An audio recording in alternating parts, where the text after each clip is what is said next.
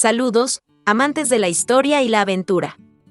Hoy, amigos míos, les traigo la fascinante historia de los 13 de la fama. Una gesta marcada por la valentía, determinación y lealtad en un mundo desconocido. Prepárense para sumergirse en la increíble epopeya, la de los valientes del Gallo que se atrevieron a seguir a Francisco de Pizarro. Tras ese paso, un grupo de hombres pasaron a ganarse un rincón en la historia. Nuestro relato comienza en la pintoresca localidad de Trujillo, en Extremadura, donde nació este intrépido explorador Francisco Pizarro. Aunque era hijo bastardo de un hidalgo emparentado con Hernán Cortés, Pizarro no permitió que su origen lo limitara. Desde joven, combatió junto a las tropas españolas de Gonzalo Fernández de Córdoba en Italia, labrando su experiencia y despertando en él la sed de aventura. En el año 1502, el destino lo llamó y decidió embarcarse en un viaje a América en busca de fortuna y fama. Pero no fue hasta el año 1519 que su nombre se entrelazó directamente con la conquista de América, marcando un antes y un después en la vida de Pizarro. Durante los años que siguieron, nuestro protagonista se convirtió en el alcalde de la colonia de Panamá, un lugar inhóspito poblado por audaces aventureros europeos. Era el punto de partida para aquellos que se atrevían a adentrarse en las tierras desconocidas del continente en busca de tesoros inimaginables. Y así, en 1524, con 112 hombres y 4 caballos en un solo navío, Francisco Pizarro inició la audaz conquista del Perú. Sus socios, Diego de Almagro y Hernando de Luque, quedaron en Panamá para reclutar más hombres y partieron posteriormente en su auxilio con ayuda y víveres. Pero no fue un camino fácil, queridos amigos. Enfrentamientos sangrientos con los indios de la costa sur de Panamá dejaron cicatrices en Pizarro, quien recibió varias lanzadas, y en Almagro, quien perdió un ojo de un flechazo. Sin embargo, el verdadero momento de la verdad llegó en mayo de 1527. Después de 2 años y medio de penurias y calamidades, Pizarro y sus hombres llegaron exhaustos a la isla del Gallo, en la bahía de Tumaco, en la costa del Pacífico colombiano. El descontento estaba en el aire, la situación parecía desesperada. Pero aquí es donde Pizarro demuestra su genialidad. Presten atención. Imagínense. Un grupo de españoles aislado en una isla de la costa del Pacífico. Desde que salieron de Panamá hace ya un año, todos son desdichas y fracasos. El mítico Perú, un país con fama de poseer inmensos tesoros, no aparece. Solo selva y playas desiertas. Por fin llegan 2 barcos enviados por el gobernador de Panamá con la orden de que regresen. Pero uno de los capitanes, el bastardo de Trujillo, Francisco Pizarro, se niega. Lleva ya 25 años rodando por las Indias detrás de la esquiva fortuna. Ahora, a los 52 años, desesperado, se juega su destino a una carta.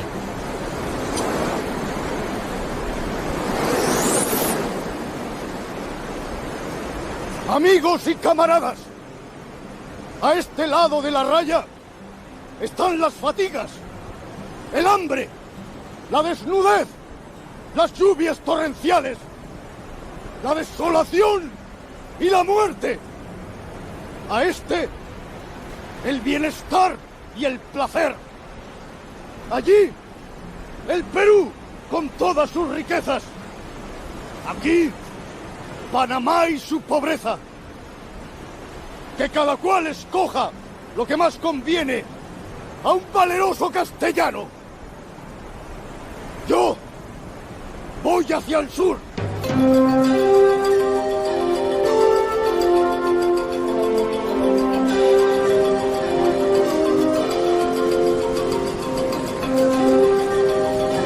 Un silencio abrumador llenó el aire, pero al cabo de unos momentos, 13 valientes cruzaron la línea.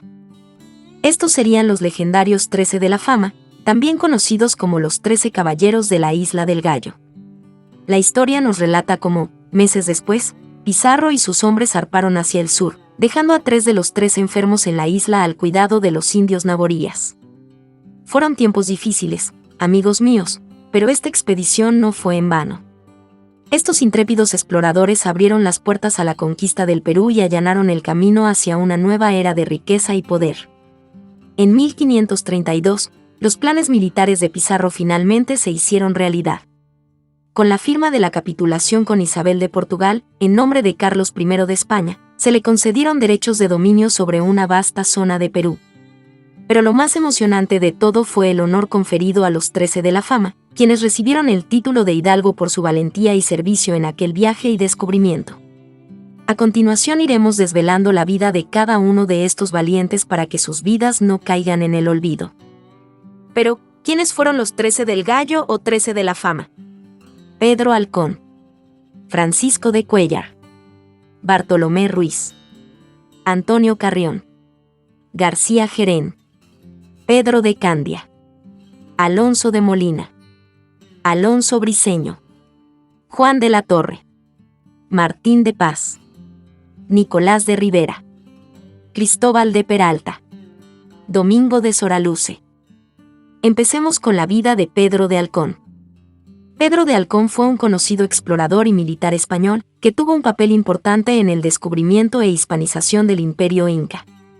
Esta fama la alcanzó por una de las gestas de lealtad más grandes que se han conocido y que por desgracia están cayendo en el olvido. Halcón fue uno de los valientes y leales a Francisco Pizarro. Él formó parte de los 13 de la Fama. Los 13 soldados españoles que estuvieron con Francisco Pizarro en la isla del Gallo cuando éste hizo una raya en la arena y les dijo a sus hombres que quién se quedaba con él. Pedro nació en Cazalla de la Sierra, Andalucía. Su padre era Diego García de Halcón y su madre Isabela García de Clara. Cuando era joven, se fue a Sevilla y conoció a Gonzalo Camacho, persona de la que fue criado. Tras conseguir Gonzalo una licencia de la Casa de Contratación de Sevilla en 1511, marcharían ambos al continente americano. No se supo de Pedro de Halcón hasta 1526, momento en que se preparó para la milicia. Se decidió a dar este paso, pues sabía de las intenciones de Pizarro y quería formar parte de aquella aventura. Como ya sabemos, la expedición estuvo repleta de reveses que llegarían a su cenit con los sucesos de la Isla del Gallo. Allí fue cuando Juan Tafur, por ordenamiento del gobernador de Panamá, llegó en la búsqueda de los expedicionarios. Sin embargo, 13 soldados se negaron a retirarse, estando Pedro de Halcón entre ellos. Así fue como se les pasó a conocer como los 13 de la Fama. Era 1527 y ya eran historia. La expedición continuó al sur, descubriéndose las tierras de Tumbes y sus tierras aledañas. A lo largo de la expedición, se logró conocer a grupos humanos de gran nivel cultural en tierra firme. Siendo esto posible gracias a Bartolomé Ruiz, que fue el piloto del navío que se encargó de hacerles compañía hasta Tumbes. También los llevó hasta lo que luego se conoció como Santa Cruz, lugar donde se quedó Alonso de Molina. Siguieron hacia Levante, teniendo como objetivo pasar por Molina cuando estuvieran de regreso. Al momento en que recogieron a Molina, decidieron bajar a tierra algunos embajadores de Pizarro, entre ellos Halcón. Sin embargo, el atuendo que vestía era completamente inapropiado para la ocasión, lo cual generó muchos comentarios. Se había vestido con una ropa lujosa que tenía espada y puñal, pareciéndose así a un soldado de Italia. Era una ropa muy calurosa para el lugar, pero eso no detuvo a Pedro de Halcón para que la usara. Cuando estuvieron en tierra la capullana se encargó de invitar a los embajadores a un banquete. Además, solicitó que pidieran a Francisco Pizarro que desembarcara para que pudiese conocerlo. En cuanto comenzó el banquete, todos se dieron cuenta que Pedro de Halcón mantenía una extraña actitud. Estaba completamente hipnotizado por la capullana, diciendo que se había enamorado de ella desde el momento en que la vio. Sus gestos hacían pensar, frente a cualquiera, que todo lo que decía era completamente cierto. Se notaba muy desesperado, lanzando ruidos de placer con solo contemplar a la capullana. Todos los compañeros de Pedro de Halcón, al terminar el banquete, se encontraban notablemente sorprendidos de su actitud. Finalizado el banquete, los embajadores de Pizarro retornaron a la carabela y avisaron aquello que solicitaba la capullana. Sin embargo, Pedro de Halcón tuvo una petición adicional hacia Pizarro, su capitán. Esta consistía en aclarar que estaba completamente enamorado y, por ello, se iba a quedar en tierra. Pizarro no dio una decisión definitiva, por lo que acordó con Halcón que iba a decidirse luego. Al día siguiente, Pizarro y gran cantidad de sus hombres desembarcaron, estando Pedro de Halcón con ellos. Durante el recorrido de Pizarro y sus hombres, Halcón se encontraba siempre junto a la capullana. Cuando se dio el tiempo de regreso a la nave, se negaba rotundamente a ello y se mostró furioso. Esto hizo que tomase su espada y la desenvainó, la cual tenía su parte final rota. Esto no lo detuvo para mostrarse en contra de sus compañeros de viaje, siendo un momento muy peligroso. Bartolomé Ruiz fue muy astuto en ese momento y tuvo una gran idea para reducirlo. Lo que hizo fue tomar un remo y pegarle a Pedro de Halcón en la cabeza, logrando así desmayarlo. Aunque sus compañeros no querían dañarlo, fue en esas condiciones las únicas en las que pudieron llevarlo a la carabela. Allí se encargaron de colocar cadenas en las manos y dejarlo bajo de la cubierta. La expedición de Pizarro siguió adelante. Sin embargo, esto incrementó los gritos de Pedro de Halcón, que seguía cautivo en la bodega del buque. El equipo de Pizarro, durante el viaje, se encargó de recoger distintos objetos y riquezas. Una vez que se detuvieron, Halcón logró escapar de su guardián, yendo así a la cubierta del barco. Estando allí, se encargó de decir con gritos a los indios que los cristianos eran unos traidores. Además, dijo que la razón de ello era porque apresaban a inocentes enamorados, siendo este su caso. Pizarro no tardó en responder a ello y explicó que Pedro de Halcón se encontraba completamente loco. De esta forma retomó el camino otra vez y plantó como destino las tierras de Panamá. Tras esto, no se sabe con certeza lo que le pasó a Halcón. Para 1528, en Panamá, los conocidos 13 de la Fama se encontraban presentes, pero sin información de Pedro de Halcón. Poco tiempo después se dio la conocida capitulación de Toledo, siendo importante para los 13 de la Fama. Por ello, se encargó que en ella estuviera el nombre de Pedro de Halcón para brindarle los créditos correspondientes. Sus acciones en la Isla del Gallo fueron muy importantes y eso es algo que Pizarro siempre valoró. Se cree que la muerte de Halcón fue en tierra firme, pero no hay certeza absoluta de ello. Aunque el final de su vida no fue el mejor, los primeros años de acciones hicieron posible descubrir muchas tierras. Por ello aún se le conoce como una persona esencial en el descubrimiento de Perú. Continuamos con la vida de Francisco de Cuéllar. El explorador y conquistador español Francisco de Cuéllar nació a principios del siglo XVI en la madrileña localidad de Torrejón de Velasco. Su nombre pasaría a la historia por ser uno de los valientes soldados que decidieron ser fieles a Francisco Pizarro en la Isla del Gallo. Poco se sabe de este explorador nacido en Torrejón. Los primeros registros de Francisco de Cuéllar en el Nuevo Mundo se encuentran en Panamá, donde firmó varios documentos comerciales. En 1524, formó parte de un grupo de autodefensa de colonos españoles que tuvieron que formarse rápidamente para detener a los indios hostiles que siempre les atacaban. Panamá era el punto neurálgico de llegada de hombres valientes y dispuestos a engancharse en los diversos banderines que pregonaban las diferentes expediciones que se lanzaban a las tierras desconocidas. Estas expediciones en aquel momento solían ir orientadas a dos áreas diferentes. La región de Nicaragua. El Levante, donde ya se intuía la existencia del Imperio Inca, era el Perú. Mientras llegaba el momento de la partida, Cuéllar, como muchos otros soldados, se dedicaba a ranchear, que no era otra cosa que buscar comida o cualquier trabajo que le permitiese ganarse la vida. Francisco de Cuéllar se incorporó a la pequeña y maltratada fuerza de Francisco Pizarro en 1526, cuando el futuro fundador de Lima inició su segundo viaje hacia el Perú. La empresa no iba bien y las exiguas fuerzas llegaron a la Isla del Gallo, muy pegada a la costa del actual territorio colombiano. Allí llueve constantemente, durante todos los días del año. En ese punto tuvo lugar uno de los momentos más importantes de la conquista del Imperio Inca. La mayoría de los soldados habían enfermado, estaban heridos y, sobre todo, habían perdido la esperanza en la empresa. Deseaban salvar sus vidas y la única solución que veían posible era regresar a Panamá. Las promesas de Pizarro de que el éxito estaba ya cercano no tuvieron el éxito esperado por este. A finales de 1527 llegaron a la Isla del Gallo dos carabelas enviadas por el capitán Pedro de los Ríos, gobernador de Panamá. Su objetivo era claro, querían recoger a todos aquellos cansados de continuar en la osada y en aquel momento fracasada empresa. Francisco Pizarro vio cómo la mayoría de sus hombres se alegraban y se preparaban para el inmediato retorno a un lugar seguro.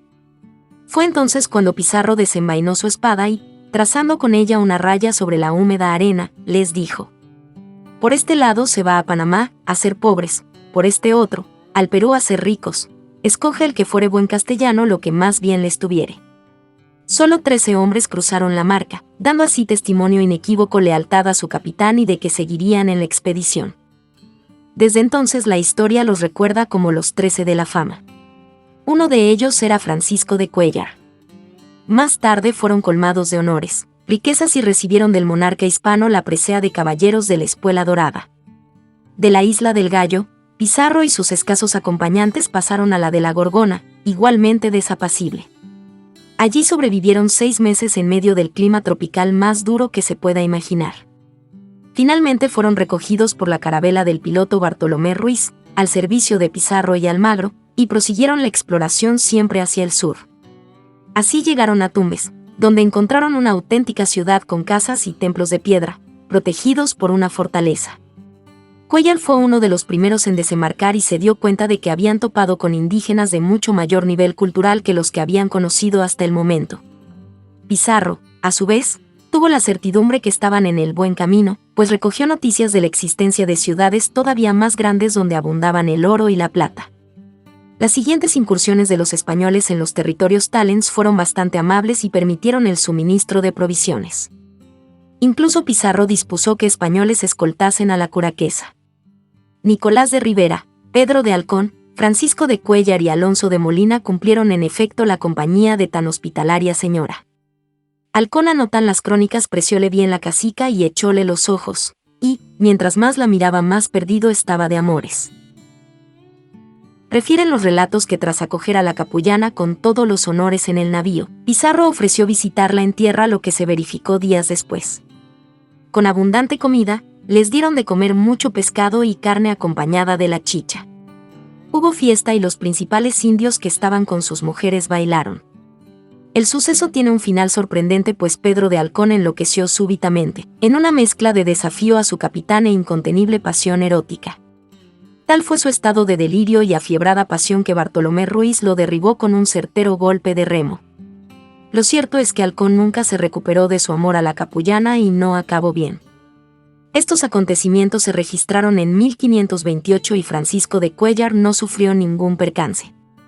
Nuevamente en Panamá, mientras Pizarro emprendía viaje a España en busca de la que sería la capitulación de Toledo, para descubrir el Perú, Francisco de Cuéllar debió permanecer en el Istmo.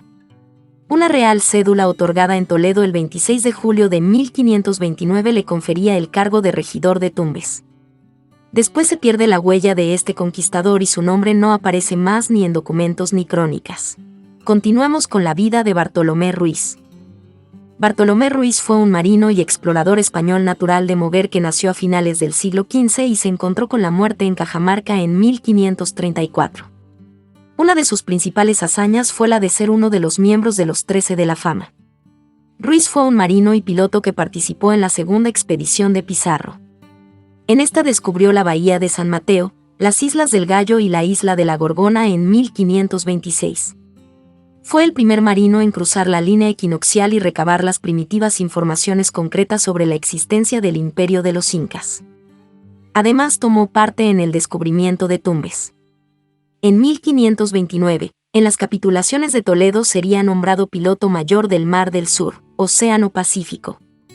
Se casó con Marina Roldán, que también era natural de la población de Mover. Con Marina tuvo varios hijos: Antonia, Juana, Isabel de Estrada, Nicolás de Ruiz de Estrada, que sería licenciado y llegaría a ser regidor de la ciudad de Lima. En esta además se casaría con Leonor de Esquivel. Martín Llanes de Estrada. Hazañas de Bartolomé Ruiz. Fue de los primeros marinos en cruzar la línea trazada por Pizarro en la Isla del Gallo, pero regresó a España en la nave de Tafur para recoger a Luque y Almagro. El gobernador de Panamá, Pedro de Arias, Pedrarias, le manda a la Isla del Gallo para recoger a Pizarro y sus hombres. Aún así, siguió adelante con Pizarro y sus soldados, para conseguir el descubrimiento del Perú. El tramo náutico del segundo viaje de Pizarro tuvo éxito gracias a la pericia de Bartolomé Ruiz, por lo menos hasta el regreso de los exploradores a Panamá en 1527. Mientras Francisco Pizarro negociaba los derechos sobre los nuevos territorios del Perú, Bartolomé Ruiz y Nicolás de Rivera navegaron a Nicaragua. Desde el puerto de Posesión difundieron las noticias de la riqueza de los reinos del Perú para estimular la codicia de los aventureros, comprometiéndolos con la empresa de conquista. el gobernador de Panamá, Pedro Arias, entabló una querella para averiguar cómo sacaba soldados a pesar de la prohibición. Su diligente y esmerada labor le valió el título de piloto mayor del Mar del Sur, con un salario de 75.000 maravedís anuales establecidos en la capitulación de Toledo firmada por Francisco Pizarro y el emperador Carlos V. Además se le entregó el cargo de regidor perpetuo de la ciudad de Tumbes y el derecho de hidalguía. Últimos años y muerte Bartolomé Ruiz. Su hijo Martín Llanes de Estrada recibió la escribanía de la ciudad de Tumbes. Su sed de aventura y riqueza no estaba satisfecha. No regresó con Pizarro en su tercer viaje 1530, aguardando en Panamá más gente de Nicaragua mientras Pizarro conquistaba territorio inca. Luego vendría con Diego de Almagro y gente de Nicaragua para apoyar la conquista. Desembarcó e inmediatamente se dirigió de Tumbes a San Miguel de Piura. Permaneció ahí con los denominados 13 de la Isla del Gallo y 13 buques a su mando. Allí recibió la noticia de la captura de Atahualpa 1532, pasando con sus naves a los soldados hacia Cajamarca, donde murió de unas extrañas fiebres. Se sabe que el rey le otorgó 3,000 pesos de renta anual a Nicolás Ruiz, imponiéndole por única condición que residiera en Lima. Se embarcó rumbo a Perú, con su madre y hermanas en 1579 en una nave al mando del general Diego Maldonado, pero murió en el camino, la víspera del Corpus. En la misma nave murieron durante el trayecto su madre y su hermana Antonia. El 21 de octubre de 1580 el virrey Toledo entregó a Leonor de Esquivel, viuda de Nicolás Ruiz de Estrada, una renta anual de 1,500 pesos de renta anual y 500 para Juana y para Isabel de Estrada en los tributos del repartimiento de Parinacochas. Continuamos con la vida de Antón Carrión. Biografía de Antón de Carrión. Antón Carrión fue un hidalgo que fue leal a Francisco Pizarro en sus momentos más difíciles. Él creyó en el sueño del extremeño y así se hizo protagonista inmortal de los 13 de la fama. Este hecho le lanzaría a encontrar al imperio más grande y poderoso de todo el continente americano. Antón de Carrión nació en Carrión de los Condes, en la provincia de Palencia. Su preparación como militar debido a su condición de hidalgo, lo que le permitió ir al Nuevo Mundo y lanzarse a la exploración de aquellas misteriosas tierras. Como hemos dicho antes, fue uno de los 13 de la fama, por tanto, fue parte de los soldados españoles que no quisieron abandonar a Francisco Pizarro en la Isla del Gallo. Esto dice mucho de por qué estaban ahí, y que no era solo por riqueza. Cuando eres soldado, tienes deberes ante tu rey y lealtad con tus compañeros. Esta te lleva a superar situaciones que van en contra de tu propia supervivencia. Por eso y mucho más Carrión era más que leal, era un héroe. Su mayor protagonismo histórico se encuentra en Panamá, estando allí a partir del año 1522. Muchas fechas son inciertas durante el tiempo en que vivió en América, pero su influencia por eso no fue menos importante. La llegada de Antón de Carrión a América. Aunque se cree que Carrión estuvo en el primer viaje de Pizarro, solo se conoce su actuación en el segundo. Allí fue parte de los que saquearon los depósitos de maíz que los indios mantenían en las copas de los árboles. De esta forma estuvo entre los encargados de la recolección de comida, una tarea más dura que los mismos combates. Formación de los vaqueanos. Dada la llegada a Panamá, era muy evidente que su clima y condiciones físicas no eran las mejores. Había muchas lluvias y los nativos usaban veneno en las puntas de las flechas que lanzaban a los castellanos. Fue necesario crear a los vaqueanos, hombres expertos en sobrevivir a estas condiciones y ataques. Ellos sabían cruzar ríos, ciénagas, conocían la presencia de los nativos e implementaron estrategias de defensa. Bien se sabe que Antón de Carrión formó parte de los vaqueanos durante su estancia en el sector de Panamá, Castilla de Oro. Durante los 2 primeros viajes de Francisco Pizarro, Carrión estuvo presente como acompañante del descubrimiento, en el cual se demostró como un hombre lleno de valor e iniciativa, estando presente en los actos del Río de San Juan. Tanto en barbacoas como en atacames, se consideró uno de los principales actores de lo ocurrido. En el segundo viaje de Pizarro, cuando Juan Tafur recogió a los expedicionarios, estaba entre los 13 soldados. Dicha búsqueda realizada por Tafur fue por una orden del gobernador de Panamá, así, se atendió a la carta que uno de ellos expuso, dando quejas de lo que demandaba la empresa descubridora. Una vez que se dio la llegada de Tafur, se dio el suceso de los 13 de la fama. Era una situación límite en la que el descontento y las adversidades de los hombres prendía como la pólvora. Entonces Pizarro pasó a la historia. Por aquí se va a Panamá a ser pobres, por este otro al Perú a ser ricos. Escoge el que fuere buen castellano lo que más le estuviere. De esta manera 13 de los soldados presentes fueron incapaces de abandonar a Pizarro. Entre ellos, se encontraba Antón de Carrión y se les dio el nombre de los 13 de la fama. Después de permanecer en la isla del Gallo con Pizarro, Antón de Carrión tuvo otro papel fundamental en otros lugares. Pasó a estar en la isla de la Gorgona, donde también había complicaciones climáticas. Allí, con el resto de los 13 de la fama, fue recogido por la carabela del piloto Bartolomé Ruiz. Pizarro lo designó como el encargado de llevar la Real Enseña, lo que permitió realizar muchos descubrimientos. El valor y la perseverancia fueron las principales características del papel de Antón de Carrión en esta asignación, lo que permitió que fuese un viaje exitoso para lo que se quería con el descubrimiento de Pizarro. Con el navío de Bartolomé Ruiz, se dedicó a dirigirse a Tumbes para explorar aquella área junto a sus compañeros. Además, siguió por el resto de las actuales costas peruanas hasta el río Santa, sumándose así a la expedición. Regreso a Panamá de Antón de Carrión.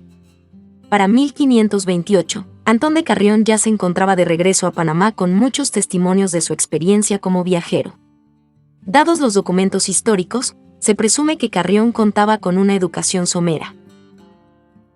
En Panamá fue testigo y declarante de la probanza de García de Jarén y en la de Cristóbal de Peralta. A ellos se suman la de Pedro de Candía. Carrión declaró que era el alférez real durante la expedición y dio cuenta de las dificultades que tuvieron que pasar. Todas estas declaraciones serían sucesos emblemáticos y cimentarían la leyenda de estos hombres. En 1532 se le reconoce como vecino de Panamá al recibir por parte del emperador su escudo de armas. Un escudo colorado con Viena torre blanca sobre blasondas de mare 4 ruedas de carros de oro e Viena orla verde con 8 gr anos de oro. También en ese año, 1532, se le indica a Francisco Pizarro que le recomienda a Antón de Carrión y le manda que le favorezca y de repartimiento de tierras y solares, como a los demás vecinos de la provincia del Perú. Su Majestad. Falta de presencia en el tercer viaje de Pizarro. Después de estar presente en distintos actos de Panamá, Antón de Carrión no formó parte del tercer viaje de Pizarro. Dicho viaje se consideró como el más exitoso de todas las expediciones de Pizarro. ¿Herido en combate? Si Carrión hubiese sido partícipe, de seguro hubiese sido dueño de mucho oro y plata. Esto hubiese sido completamente merecido de su parte, pues ayudó de muchas formas y Pizarro lo tuvo en buena estima. De hecho, le ayudó hasta las últimas consecuencias. Real Cédula de D. Carlos a Francisco Pizarro, gobernador del Perú, por la que le manda tenga por muy encomendado en los repartimientos a Antón de Carrión, descubridor de tierra firme y del Perú, donde fue uno de los 10 que desembarcaron con Pizarro en Tumbes, en cuyo descubrimiento quedó ciego. Real Cédula en septiembre de 1538. Nunca más se supo de Carrión. Con el paso del tiempo, su nombre no vuelve a aparecer en los documentos históricos. Pero, según la capitulación de Toledo, probablemente se le asignó el título de Caballero de Espuela Dorada. Esto es porque a todos los pertenecientes a los 13 de la fama se les asignó dicho título. Así fue con los hidalgos, los que no eran, fueron asignados con la hidalguía que era válida en las Indias. Sin embargo, no se sabe con certeza o de manera escrita si Antón de Carrión validó y obtuvo el título. Se estima que así fue porque, históricamente, el resto de los 13 de la fama, en su momento, lo obtuvieron. Muerte de Antón de Carrión. Como otro de los tantos sucesos de la vida de Carrión, nunca se registró una fecha de su muerte. Tampoco se conoce el lugar en que se produjo ni cuáles fueron las condiciones en las que se encontraba en sus últimos días. Lo único que es certero es que ocurrió, siendo posible que fuese en tierras panameñas. Sin embargo, hay muchos historiadores que aseguran que fue en España luego de muchos años de vida. Nunca se supo si tuvo familia. Lo que sí es cierto es que fue importante participante de las exploraciones de Pizarro. Continuamos con la vida de García Jarén. Pedro García de Jarén fue un conocido comerciante y explorador español que alcanzó la fama en el Perú junto a Francisco Pizarro. Nació en Castropol, Asturias. Como veremos más adelante, su fama llegaría incluso a la milicia. Formó parte de los 13 de la fama, siendo los soldados que se negaron a abandonar a Francisco Pizarro. Estos sucesos se dieron en la Isla del Gallo, por lo que formó parte de manera notoria en sus expediciones. En la capitulación de Toledo se le menciona como García de Jerén, siendo llamado de otras formas erróneas por diferentes cronistas. No fue sino hasta 1528 en que se expuso correctamente su apellido, evitándose así futuros errores. Primeros años de Pedro García de Jerén y llegada al Nuevo Mundo. Históricamente, se conoce que la llegada a América de García de Jerén fue en 1518. Él formaba parte del séquito de Lope de Sosa, el cual iba a mandar la gobernación de Castilla de Oro. Sin embargo, Sosa no logró hacerlo porque murió antes que lograsen desembarcar del navío. Esto hizo que García de Jerén se alistara obligatoriamente en la expedición del capitán Gil González Dávila. Este se encargó de explorar el territorio ahora conocido como Nicaragua. La idea era poder crear las comunicaciones necesarias entre el Océano Pacífico con el Atlántico. Algo muy notable de esto es que García de Jerén no recibió las recompensas que correspondían a sus esfuerzos, por lo que decidió retornar a Panamá en busca de la fortuna, logrando encontrarla con Francisco de Pizarro. Este último estaba comenzando a realizar la expedición a Levante, siendo un momento arduo en la travesía. Aunque Pedro García de Jerén se encontraba un poco desanimado por ello, no se dejó llevar por las malas rachas. Exploración con Francisco Pizarro. Una vez que García de Jerén fue parte del séquito de Pizarro, se encontró con las dificultades del Nuevo Mundo de una manera como no las había vivido. Tuvo jornadas complicadas en Chochama y el río San Juan, pero allí pudo conocer a Pedro de Candía. Este era un artillero griego de la expedición, lo que los volvió bastante amigos por un tiempo. Con él pudo encontrar cierto apoyo que antes no había recibido de nadie cercano, estableciendo una confianza inmediata. Durante el segundo viaje de Pizarro formó parte de los que ingresaron a Atacames y las Barbacoas. Luego de eso, fue parte de los sucesos que se presentaron en la Isla del Gallo. Pedro García de Jerén junto al resto de los hombres de los 13 de la fama. Cuando Juan Tafur fue a este lugar por órdenes del gobernador de Panamá, iba a recoger a los expedicionarios. Todo esto fue debido a que las quejas sobre la expedición habían llegado al gobernador. Las fuerzas de la península eran pocas y siempre eran pocas, así que se mandó a Tafur a que recogiese a la fuerza. A diferencia de lo que quería el gobernador de Panamá, 13 de los expedicionarios no quisieron irse. Uno de ellos era García de Jerén, por lo que pasó a formar parte de los 13 de la fama en 1527. La exploración continuó hacia el sur, lo que los llevó a descubrir Tumbes y el departamento de Lambayeque. Regreso a Panamá. Cuando García de Jerén desembarcó con Pizarro, llevó objetos que encontró en los descubrimientos junto a 3 muchachos indios. Todo esto fue muestra y prueba de lo que habían logrado encontrar en aquel imperio. En ese momento García de Jerén quería el reconocimiento de la corona por los servicios prestados. Esto fue por querer evitar sus anteriores experiencias con Gil González Ávila. Por ello, pidió a Antón de Carrión, Juan de la Torre, Domingo de Soraluce y a otros su declaración. Con ello podrían asegurar que sus servicios fueron brindados, declarando a él como testigo en la probanza de Pedro de Candía. Capitulación de Toledo. Con la capitulación de Toledo, Pedro García de Jerén pudo obtener la hidalguía y la regencia de Tumbes en el futuro. Esta ciudad tenía que ser fundada por Pizarro, pero se aseguraba para García de Jerén su control. Aparentemente, dado el panorama que implicaba esta asignación, no se encontraba contento con ello. Por ello, decidió despedirse de la vida militar y dedicarse a ser comerciante, siendo algo más seguro para su vida. Se encargó del comercio de esclavos, teniendo los mejores provenientes de Nicaragua, lo que le dio muchos beneficios económicos. Dada la vigilancia que tenía que mantener en su negocio, se encontraba siempre viajando de Nicaragua a Panamá. ¿Pedro García de Jerén como comerciante de esclavos? Los que eran conocidos como gobernantes de Panamá eran muy cuidadosos con la fortuna propia. Desde su fundación había sido así, pues contaban con mucho poder por ser un lugar de visitas recurrentes de conquistadores. Antonio de la Gama era quien llevaba este control en aquel entonces y cometió actos en contra de García de Jerén. Se encargó de tomar para sí mismo mercaderías de Jerén. Como era previsible, eso fue algo que enfureció mucho a este último. La reacción de García de Jerén fue llevada a la violencia y el gobernador no fue demasiado condescendiente. Una vez rompió sus ropas, lo que mostró de forma obvia el abuso a la autoridad que mantenía como gobernante. Después de ello, solo se supo que el comercio con esclavos nicaragüenses fue hasta 1534, siendo su principal actividad.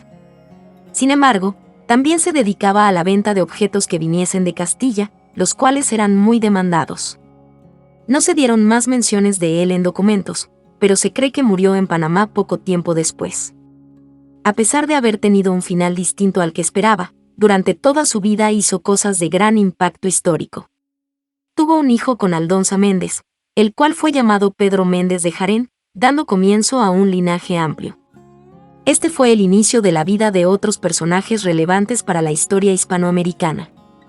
El papel de Pedro García de Jarén junto a Francisco Pizarro fue de los más destacados del momento. Gracias a los 13 de la fama, su nombre fue uno de los más conocidos en todos los rincones del mundo. Mis conclusiones sobre Jarén. Está claro que la vida de estos hombres y en especial la de Pedro García de Jarén eran muy distintas a las nuestras. Por eso debemos hacer un esfuerzo para entender las circunstancias que forjaron aquella época. Es normal que un joven muchacho sin futuro aparente diera todo lo que tiene, su vida por un sueño de una vida mejor e incluso el poder forjar una familia. Jarén se asomó al imperio incaico, uno de los más poderosos de la historia, pero también era consciente de lo incierto de la empresa. Este imperio vivía una cruenta guerra civil, sus usos y costumbres habían sembrado el caos y la disensión en la población. Los españoles no eran dioses, eran vistos como una oportunidad para tener paz, estabilidad. Tener una vida estable es algo lícito y normal, por eso entiendo que Jarén optase por el comercio e iniciar. Continuamos con la vida de Pedro de Candia. Pedro de Candía fue uno de los primeros conquistadores del Imperio Inca y uno de los que conformó el grupo de los 13 de la fama. Nació en el reino de Candia en Creta, Grecia en el año 1485, de donde tuvo que huir después de la muerte de sus antepasados por los ataques de los otomanos en la isla. Cuando huyó se trasladó a Castelnuovo en Italia, donde un tío materno de ascendencia aragonesa fue quien lo crió. Después se fue a España donde se naturalizó y llegó a ser capitán de la Marina Real Española. Candía fue oficial de la Real Armada Española y se convirtió en un gran conquistador hoy casi olvidado. Era especialista en el uso de armas de artillería y de fuego, siendo uno de los primeros exploradores de la costa del Pacífico de Colombia y de Panamá. Orígenes de conquistador Pedro de Candía. Pedro de Candía nació en la isla de Creta, que para ese entonces era parte de la República de Venecia. Esta zona era conocida como el Reino de Candia, ubicada en la ciudad de Heraclión. Pedro era miembro de una familia colonial italiana, pero salió de la isla con la ayuda de unos familiares de su madre, los cuales estaban al servicio de la corona de Aragón y lo llevaron a los reinos de Italia. Su carrera militar la empezó en 1509 al norte de África, como polvorista y artillero en la toma de Orán. Para 1510 participó en la rendición de Trípoli y en el sitio de Bujía, donde estuvo bajo las órdenes de Pedro de Vera, que era el jefe de la artillería española. En el año 1525 participó en la batalla de Pavía. Después se trasladó a la península ibérica para servir al rey católico y a la reina de España, lo cual hizo con los guardas de Castilla. En España se casó en Villalpando, poco después dejó a su mujer para irse a América en compañía de Pedro de los Ríos. De los Ríos fue nombrado gobernador de Tierra Firme, llegando a Panamá en julio de 1526. La llegada a Panamá. Cuando Pedro de Candía llega a Panamá con el gobernador Pedro de los Ríos, se les une a la expedición el conquistador Francisco Pizarro y Diego de Almagro. Desde ese momento su vida permaneció unida a estos expedicionarios. Se convirtió en uno de los 13 compañeros de Pizarro que decidieron no abandonar la expedición en el sur del continente. Esto a pesar de las órdenes del gobernador de Panamá de abandonar la expedición y volver a Panamá. Por haber tomado esta decisión y tener la obstinación de permanecer en el lugar le valió, un tiempo después, el nombramiento de hidalgo, el cual fue otorgado por la corona en reconocimiento por labor. Expedición a Tumbes. Entre marzo y septiembre de 1528 Candía participó en la exploración de la costa pacífica de los que actualmente es Ecuador y Colombia. En Tumbes, ubicado en el extremo norte de la costa peruana, se arriesgó a irrumpir en la ciudad, que parecía una fortaleza. Para entrar a Tumbes se cubrió con una celada de hierro y una gruesa cota de malla y se ciñó al cinto una espada. También llevaba en los brazos una rodela de acero, una gran cruz de madera y su arcabuz cogido. Pedro les contó después a sus compañeros, que, al llegar al pueblo, estaban los indios reunidos en la plaza. Estos le pidieron que demostrara el poder que tenía su arcabuz, a lo que accedió, cargó su arma y disparó hacia un tablón que explotó en miles de pedazos. Esto originó en los indios que se encontraban reunidos en la plaza un gran estupor, pero a la vez una gran admiración. Después los indios le lanzaron unas bestias para comprobar si usaría su arma para defenderse. Pero Candía lanzó al suelo su arcabuz y los feroces animales no lo atacaron sino se le acercaron humildes y mansos. Para muchos lo que amansó a los animales feroces fue el poder de la cruz y originó que los indios vieran a Pedro de Candía como un enviado de los dioses. Todo lo que sucedió hizo que los indios lo atendieran y lo dejaran visitar los principales edificios de la ciudad. Entre los lugares que visitó se encuentra el Aquiahuasi, Casa de las Escogidas, el Templo del Sol y la Fortaleza o la Pucará. En estos lugares Pedro de Candía observó los ricos ornamentos de plata y oro. Después de esto, trazó el plano de la ciudad sobre un paño y escribió una relación, que actualmente se encuentra perdida. Esta experiencia les dio ánimo a sus compañeros para continuar en la conquista. Regresa a Panamá y viaja a España. Debido a la falta de recursos, el pequeño grupo de españoles comandados por Pizarro tuvo que regresar a Panamá. Sin embargo, el gobernador Pedro de los Ríos no dio la autorización para continuar con la expedición. Esto hizo que Pizarro se dirigiera a España con el propósito de solicitar ayudas al emperador Carlos V. Para ello llevó a Pedro de Candía, por ser el principal testigo del descubrimiento del Perú. Candía les contó a los funcionarios imperiales todas las riquezas que había podido observar en la civilización. Fue Pedro de Candía quien habló de forma elocuente sobre la tierra descubierta ante los miembros del Consejo de Indias. Les mostró el plano de la ciudad de Tumbes, el cual fue trazado por él mismo y expuso todo lo vivido en la ciudad. Esto fue de gran ayuda para convencer al emperador Carlos y a los consejeros para que le concedieran a Pizarro las concesiones para realizar la conquista. Esto hizo que el 26 de julio de 1529 se firmara la capitulación de Toledo, en la cual se reconocía a Pedro de Candía como hidalgo. También se le nombró el regidor de Tumbes y artillero mayor del Perú. Por ello se le asignó 60.000 maravedís de sueldo anual. Se le entregó una licencia para la fabricación de cañones. De regreso a Panamá.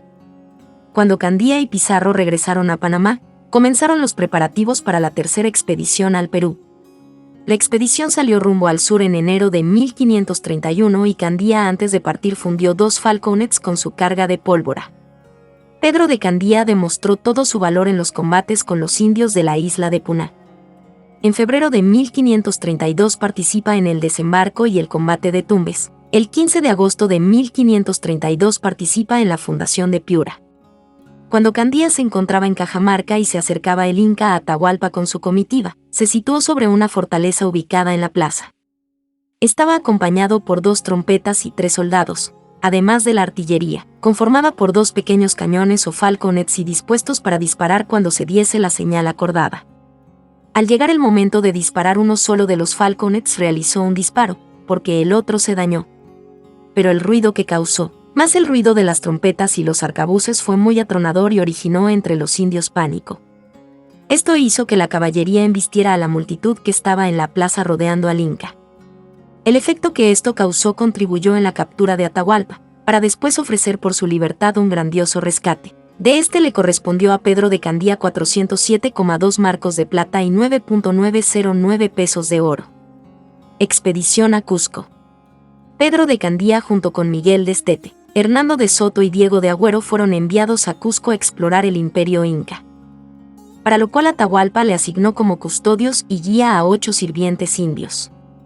Candía estuvo presente en la refundación española de Cusco que ocurrió el 23 de febrero de 1534, cuando los españoles entraron a la ciudad imperial de los incas. Fue nombrado el primer alcalde ordinario y se le otorgaron en el barrio de Pucamarca junto al río 2 solares. Para el año 1536 colaboró con 1.200 pesos para ayudar a las guerras del emperador y participó durante la defensa del Cusco, la cual se encontraba sitiada por Manco Inca desde hacía muchos meses. El año 1537, durante la rebelión de Diego de Almagro, Hernando Pizarro fue hecho preso y lo sacan de Cusco. Entonces Candía es nombrado administrador o depositario de los bienes de Hernando. Candía, por ser amigo de los Pizarro, los acompañó durante la Guerra Civil, que finalizó en 1538 con la derrota de Almagro en la Batalla de las Salinas. Después de esto, Hernando Pizarro hace preso a Candía porque pensó que pretendía amotinarse. Al comprobar su inocencia lo libera, pero quedó muy dolido con los pizarristas. Por ello, se une al bando de Diego de Almagro el Mozo y lo sigue hasta la sierra cuando se anunció la llegada del visitador Cristóbal Vaca de Castro, el cual dirigía al ejército leal al rey, y Candía preparó todo para la batalla de Chupas. Durante la batalla, Diego de Almagro el Mozo pensó que Pedro de Candía lo había traicionado y lo mató a lanzazos, al grito de «Traidor, ¿por qué me has vendido?». Esto fue el 16 de septiembre de 1542. Continuamos con la vida de Alonso de Molina. Bienvenido a Tras la Última Frontera. Hoy vamos a rescatar del olvido a uno de los hombres más especiales que acompañaron a Pizarro en la Isla del Gallo. Alonso de Molina es un explorador y conquistador español cuya jovialidad, honradez y lealtad ha inspirado a muchos. Su vida, sin duda alguna, merece la debida atención sobre la influencia que éste tuvo a lo largo de la historia. Los primeros años de la vida de Alonso de Molina. Alonso de Molina nació en Úbeda, una ciudad de la provincia Jaén en la España peninsular. La fecha de su nacimiento, aún en la actualidad, se desconoce. Vivió en una familia española junto a sus padres y hermanos, tampoco se conocen datos de los mismos.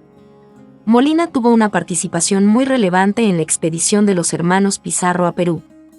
Fue un excelente y reconocido soldado de la época, el ejemplo a seguir de muchos hombres. Alonso era un hombre culto. Manejaba muchos conocimientos intelectuales y era muy respetuoso, por lo que llamaba la atención de sus compañeros. Además, siempre conseguía acabar agradando a todo el mundo. Estas características y su lealtad le llevaron a tener una gran amistad con el explorador y conquistador Francisco Pizarro. Molina, al igual que otros lugareños de Úbeda, tenía el sueño de participar en el descubrimiento de América. Años después formó parte de los 13 de la Fama. Es decir, fue uno de los 13 soldados que no abandonaron nunca a Pizarro en su expedición, por lo que se ganó el cariño, el respeto y la admiración de muchos. A pesar de que el corazón y la mente de Molina estaban en Europa, en Úbeda, España, lugar donde vivió su infancia, no dudó en quedarse en Perú. Al conocer las tierras incas, actualmente Perú, donde habitaban los indios, se dio cuenta de que podía vivir en este lugar que le había encandilado, ya que le parecía que estos indios tenían una buena calidad de vida y eran muy amables con él. Esta fue la única vez en que Molina dejó solo a Pizarro, y lo hizo bajo el permiso del mismo, a la espera de que Pizarro regresase con refuerzos. La vida de personas como Molina cautiva nuestra atención y curiosidad, jamás pueden ser olvidadas. Deben de ser nuestro punto de referencia y de reflexión para observar a la sociedad de otra época. Alonso Molina llega a Perú. Alonso de Molina se embarcó en un largo viaje junto a Francisco de Pizarro en busca del famoso imperio inca. Estos pasaron por Panamá y lograron explorar el en ese entonces conocido como Mar del Sur. Luego estuvo en las Islas del Gallo, cuando Juan Tafur ordenó a todos los soldados de la expedición que se fueran con él. Sus demás compañeros escribieron una carta para relatar las penalidades de la empresa. Sin embargo, Molina siempre fue conocido como un hombre leal a sus principios y a sus amigos, por lo que no accedió a dejar solo a Pizarro, y formó parte de los 13 soldados que decidieron seguir a su lado. Los demás del grupo, en busca de un mejor ambiente de trabajo, más favorable y acogedor, se movieron hasta la isla Gorgona, para esperar a ser recogidos y volver a intentar otras empresas. Reconocimiento justo a su lealtad y valor. Pizarro siguió su expedición junto a sus 13 leales soldados, por el sur, y lograron llegar a las playas de Tumbes, pisando así el norte del actual Perú. Al desembarcar en este hermoso lugar junto a sus soldados españoles, entre ellos Alonso de Molina, se decidieron a quedarse a dormir en la bahía dentro de su nave. Los indios estaban asombrados de ver personas blancas, españolas. Incluso, se les acercó un joven noble incaico, quien quería que Pizarro bajara a alguno de sus soldados para que el cacique de este lugar lo conociera. Pizarro accedió y le ordenó a su fiel compañero, Alonso de Molina, que se acercara a los pobladores en compañía de un esclavo traído de África, y que además les llevasen animales en forma de regalo. Alonso de Molina conoce a los lugareños del Imperio Inca. Molina se les apareció a los lugareños con gallinas, cerdos, puercos y gallos, lo que causó gran impresión en estas personas, pues nunca les habían dado un regalo tan grande y era la primera vez que conocían a un español. El esclavo negro que acompañaba a Molina también causó gran impresión, pues los incas nunca habían visto una persona con un tono de piel tan oscuro, e incluso llegaron a pensar que éste se había pintado o ensuciado. Cuando el cacique vio el presente, túvolo en más de lo que yo puedo encarecer, llegando todos a ver la puerca y el berraco y las gallinas, holgándose de oír cantar al gallo. Pero todo no era nada para el espanto que hacían con el negro, como lo veían negro, miránranle, hacíanle lavar para ver si su negrura era color o con facción puesta, más él, echando sus dientes blancos de fuera. Serelle y allegaban unos a verlo y luego otros tantos que aún no le daban lugar de lo de exar comer. Crónica de Cieza de León. Alonso era un hombre muy sociable, hacía amigos donde quiera que llegaba. Y esta no sería la excepción. Este visitó la playa y el poblado, donde fue condecorado por los indios con regalos, atenciones y un agasajo. Incluso las mujeres querían que se quedara para casarse con la india más bonita del lugar. Sin embargo, Molina tuvo que regresar a su barco para rendirle cuentas a Pizarro. Este le mencionó lo adelantados que estaban estas personas, comparándolos con las tribus que ellos vieron en Panamá. Molina quedó impactado al ver que los lugareños tenían casas de piedras, edificios e incluso calles. Además, vivían en abundancia, no tenían una mala calidad de vida. En ese momento Molina no sabía lo que le esperaba. No se imaginaba que este sería el lugar donde iba a vivir por el resto de su vida. Pizarro quedó muy asombrado cuando Molina le contó que estos tenían casas e incluso edificios. Por lo que mandó a otro soldado, Pedro de Candia, a que fuera a verificar lo que Alonso decía.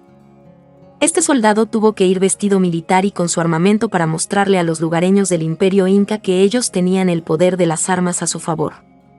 Alonso de Molina se queda varado en una isla. Pizarro, al comprobar que lo que decía Molina era real, decidió seguir su expedición más al sur, para terminar de corroborar que aquella costa era parte del famoso Imperio Inca que buscaban. En la costa, Pizarro le pidió a Alonso que fuera junto a otros soldados en busca de leña para calentarse y poder cocinar. Pero este, en medio de su búsqueda, quedó atrapado 3 días por una tormenta. Pizarro, al ver que habían pasado 3 días y aún Molina no regresaba, decidió seguir su expedición. Pues, él sabía que Alonso era un buen hombre y se ganaría la confianza también de estos lugareños. Molina fue llevado antes la cacique de aquel lugar, a la que denominaban Capullana, y ésta le permitió que pudiera retornar a donde se encontraba Pizarro. Y así fue como logró juntarse nuevamente con su jefe en una playa, a la que denominaron Puerto Santa Cruz. Los lugareños y la cacique le habían brindado suficiente información a Molina para que estos pudieran confirmar que se trataba del Imperio Inca. Le hablaron de una famosa ciudad denominada Cusco, que comprendía la cabeza de dicho imperio. La cacique invitó a Pizarro y a su tripulación a un banquete, para mostrarles el lugar y agradecerles por los regalos que habían dejado. Pizarro y sus hombres decidieron zarpar y seguir su expedición hacia el norte. Alonso le pidió a Pizarro que lo dejara quedarse un tiempo en el Imperio Inca, junto a los indios. Estos se mostraron muy a gusto con su presencia y lo trataron con hospitalidad y cariño. De hecho, Molina no fue el único que decidió quedarse en aquel lugar. 2 de sus compañeros, conocidos como Ginés y Bocanegra, estos se encontraron todos en Tumbes. El final de Alonso de Molina. Lo último que se supo sobre Alonso es que se quedó en Tumbes con sus amigos. Sin embargo, no se conoce más de allí. Se tienen algunas teorías sobre la muerte de Molina, pero ninguna ha sido confirmada. En algunas versiones se afirma que los indios lo llevaron hasta la ciudad de Quito a los 3 españoles. Para luego fueron asesinados. Otra versión plantea que Molina y sus amigos mostraron un comportamiento respetuoso y de lujuria ante las indias del lugar y por esto se les asesinó. Y existe una última versión, la más famosa, la cual plantea que Molina, huyendo de los tunecinos para que no lo mataran, terminó en la isla Puna. Sin embargo, en este lugar lo llevaron preso. Mientras se encontraba en esta situación, decidió adoctrinar a los niños, enseñándoles y dándoles tutoría. Se cree que luego de esto Molina pudo ganarse el cariño de estas personas del lugar e incluso logró ser su caudillo en la guerra que tenían contra los talents y los chonos. Molina pudo haber participado en varios combates y al salir de pesca en una barca, fue sorprendido y asesinado por los chonos. Diego de Trujillo en su crónica asegura que la última versión representa la verdadera muerte de Molina. Desembarcamos en un pueblo que se dice el Tucu y el estrecho tenía legua y media de travesía, y de allí atravesamos la isla a un pueblo que se dice el Estero, y en aquel pueblo hallamos una cruz alta y un crucifijo pintado en la puerta y una campanilla colgada. Túvose por milagro y luego salieron de la casa más de 30 muchachos y muchachas diciendo, «Loado sea Jesucristo, Molina, Molina».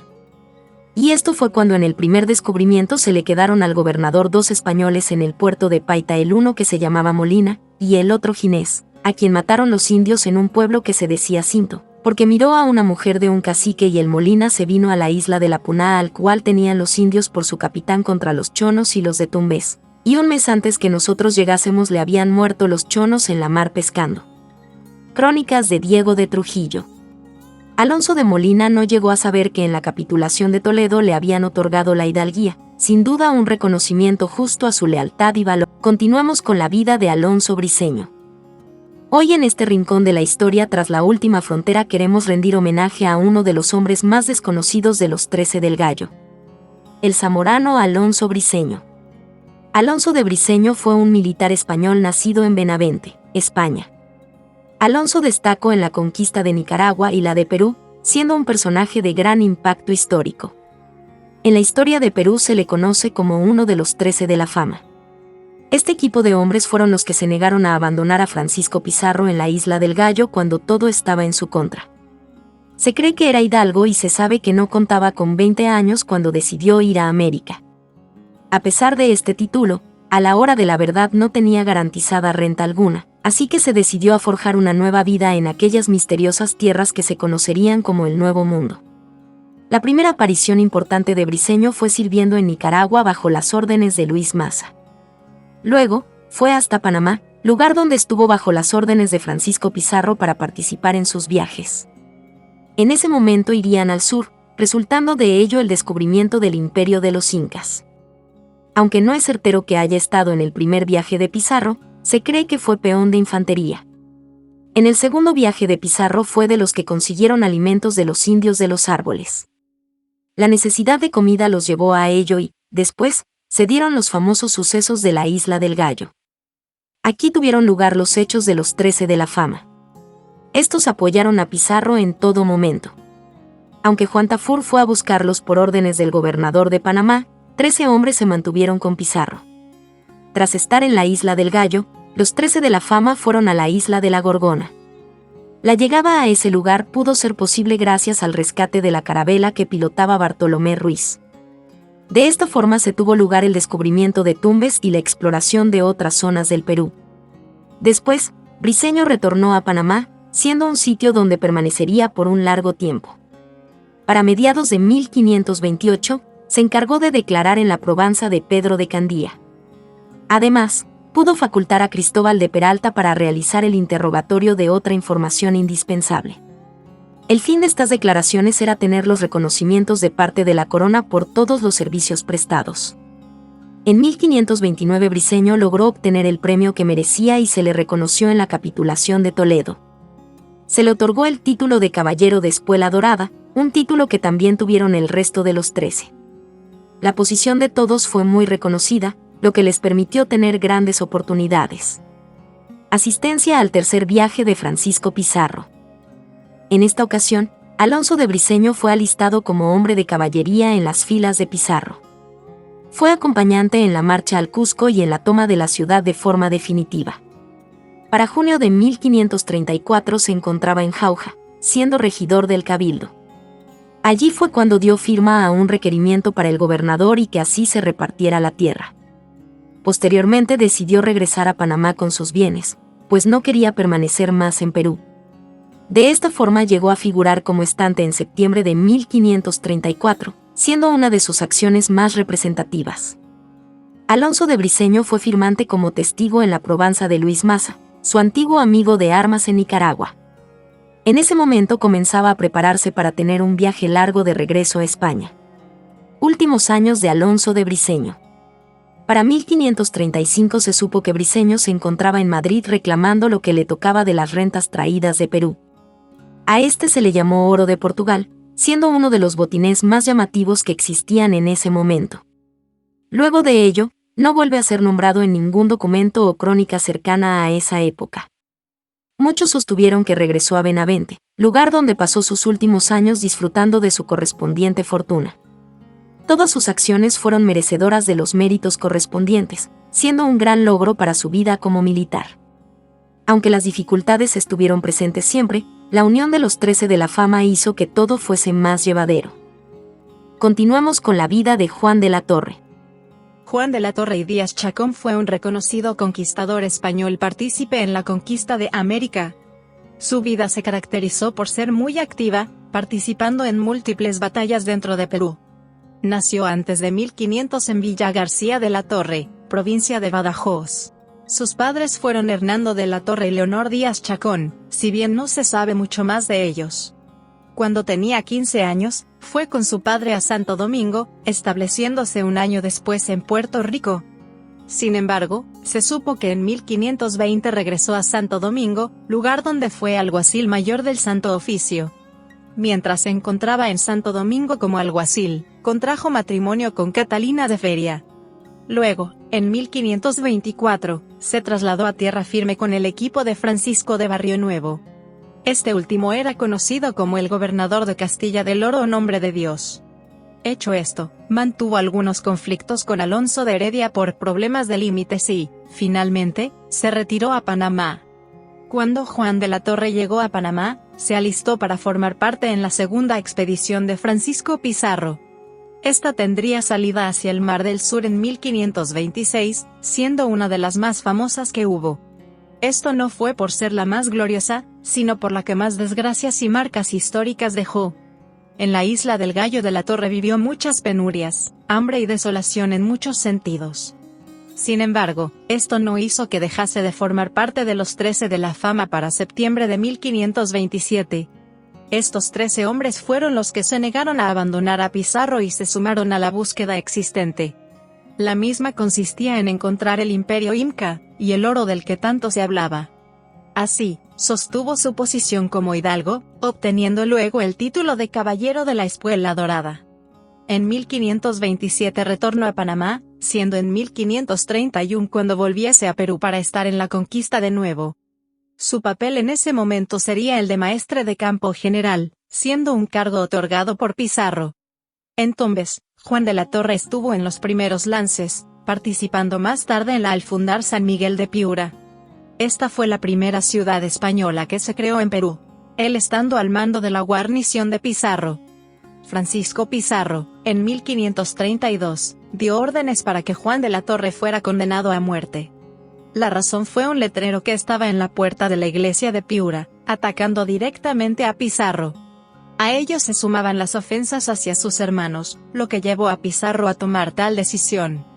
Sin embargo, de la Torre juró que era inocente, y eso hizo que Pizarro le perdonase la vida. La decisión que tomó fue darle un destierro a Cuba, lo cual era grave en aquel momento. Con el paso del tiempo, un soldado confesó y aseguró casi moribundo que de la Torre no era culpable. Así, Pizarro decidió perdonarlo y le dio la orden de regresar a Perú, acto que llevó a cabo en 1535. De esta manera de la Torre retomó las actividades castrenses que hacía antes de ser desterrado. En 1540, de la Torre fundó la Villa de la Asunción de Nuestra Señora del Valle Hermoso de Arequipa. A ello se sumó la colaboración de García Manuel de Carvajal, quien escogió el sitio de la fundación. Hecho esto, se crearon las primeras viviendas y Juan de la Torre fue el alcalde escogido para llevar la ciudad. Se le otorgaron los elementos para que creara su casa junto a las caballerizas, comenzando a construirla al instante.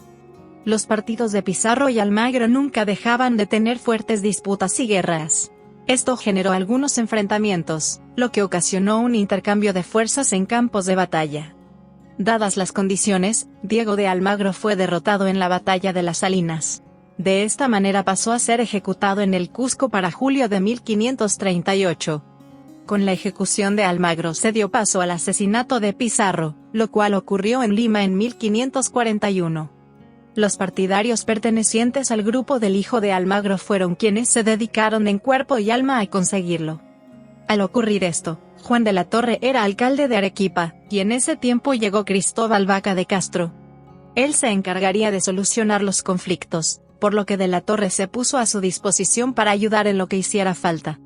No fue sino hasta la batalla de Chupas en 1542 que esto pudo darse, pero la forma de hacerlo fue ejecutando a Diego de Almagro el Mozo.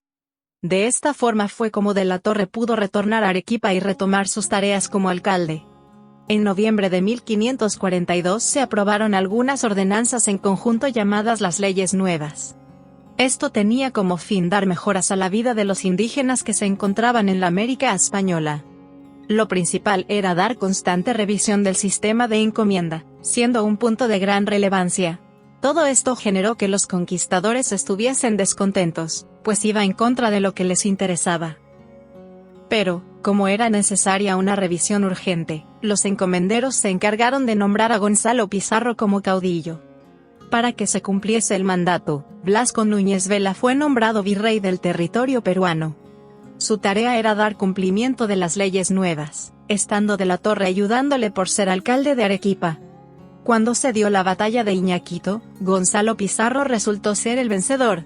Hecho esto, se encargó de ordenar la ejecución del virrey en enero de 1546, volviendo de la Torre a Arequipa. Esto no fue suficiente para Pizarro, pues siguió en contra del poder real. Al sur de Perú comenzaba a levantarse con armas Diego Centeno para apoyar a la corona, yendo contra Pizarro. Juan de la Torre ratifica su apoyo hacia la corona, pero en 1547, Pizarro los derrota. Esto fue durante la batalla de Guarina, y así fue como de la Torre volvió a refugiarse en Arequipa. Los conflictos continuaban y la corona buscaba un orden para quienes no querían seguir las directrices de los reales. Así fue como se envió al clérigo Pedro de la Gasca, quien tenía las herramientas para lograrlo de forma legal. Cuando se dio su llegada a Perú, de la Torre volvió a presentar su apoyo a la corona. Hecho esto, fue partícipe de la batalla de Yaquijahuana, vendiendo finalmente a Pizarro y a sus seguidores. Se le pasó a condenar a muerte y fue ejecutado con Francisco de Carvajal, su lugarteniente en los movimientos rebeldes. El apoyo que brindó Juan de la Torre a la corona fue muy reconocido. Se encargó de batallar en las guerras civiles de Perú, lo que le otorgó un premio. Así, se le dieron distintas encomiendas de indios en Camiña, Cegú, Acarí y Cajamarca. Esto hizo que se cumpliera lo que realmente se quería y necesitaba con las leyes nuevas. En 1544 de la Torre enviudó, por lo que se casó de nuevo con Ana Gutiérrez. Ella murió un tiempo después, pero de la Torre se casó de nuevo en 1551. Esta vez fue con Beatriz de Padilla Casilla y Narváez, siendo de nuevo alcalde de Arequipa 2 años después. De esta forma, a sus 74 años, continuaba siendo un personaje representativo de la corona. Aunque ya se había dado fin a la rebeldía tomada por Pizarro, el descontento permanecía latente. De esta forma, al darse la repartición de las nuevas encomiendas, muchos encomenderos se notaron molestos. Ellos argumentaban que todo fue con el fin de que fuesen perjudicados con las asignaciones que se les dieron. Quien retomó las acciones rebeldes fue Francisco Hernández Girón, siendo el líder de los descontentos. Así fue como se generó un ejército, provocando una acción definitiva por parte del poder real. Lo que se quería era un desarrollo de Perú y, dichas personas descontentas, no lo permitían. De la Torre retomó la posición a favor de la corona, pero el victorioso de las batallas fue Hernández Girón.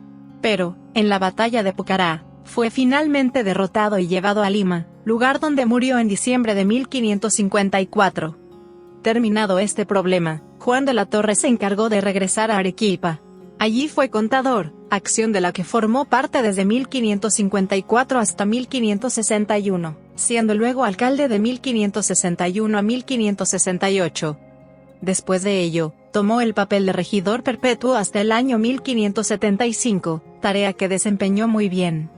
Finalmente, murió en Arequipa. Continuamos con la vida de Martín de Paz. Martín de Paz, también conocido como Martín de Páez, fue un explorador español cuya historia ha quedado para la posteridad unida a la historia del Perú por ser uno de los protagonistas de los 13 de la Fama. Por desgracia desconocemos las fechas de su nacimiento y su muerte, si bien se cree que era malagueño. También sabemos que fue uno de los soldados más reconocidos del segundo viaje de Francisco Pizarro. Además, estuvo bajo las órdenes del excelente militar Diego de Almagro, operando así directamente en el Perú.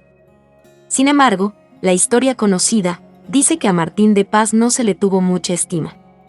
Esta mala reputación y poca credibilidad ha hecho que sea uno de los protagonistas de la gesta de la Isla del Gallo menos conocidos.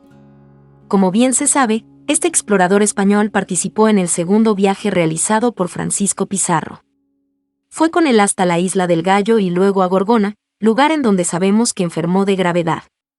De este hecho tenemos constancia, pues tuvo que permanecer en la isla hasta que Bartolomé Ruiz lo recogió en su carabela. Junto a él se encontraban el resto de los hombres de Pizarro, los cuales fueron luego hacia el Levante para continuar sus exploraciones. Pizarro cumplió su palabra y volvió a Isla Gorgona a por los heridos para llevarlo a Panamá. El problema fue que de los 3 heridos de Isla Gorgona, Cristóbal de Peralta, Martín de Paz, Gonzalo Martín Trujillo, solamente los 2 primeros sobrevivirían. Gonzalo Martín Trujillo había fallecido unos días antes de la llegada del tan ansiado rescate. Para 1531, Pizarro se encontraba ya en su tercer viaje a Coaque, pero aparentemente Paz no tenía interés de participar en este. Decidió quedarse en Panamá y allí se buscaba la vida como podía para salir adelante. La desconfianza hacia Martín de Paz comenzó a pesar de que ejerció de criado de Diego Díaz. Este era hijo de un importante vecino de la ciudad en la que se encontraba. A su favor contaba que sabía leer y escribir, además con excelente caligrafía. Esto le facilitó el poder copiar textos del escribano Hernando del Castillo para ganar algo más de dinero.